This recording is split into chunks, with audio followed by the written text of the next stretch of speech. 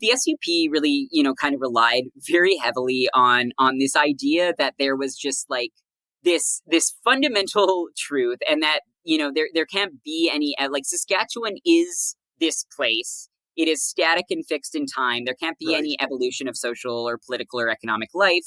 The province's culture is fixed and unchanging, right? It has this identity.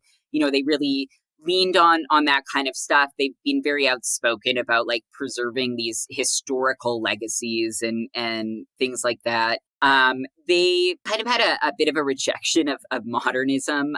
They're very, have this very weird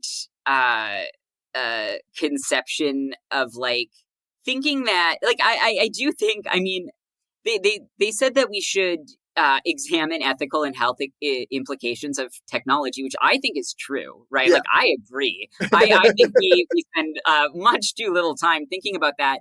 But their emphasis was just really on like a bit of a fear mongering about the modern world Yeah. and modernity, and like very trad kind of values with the party. They were very militaristic. Like, they were very, very interested in more policing, a lot of like Yeah.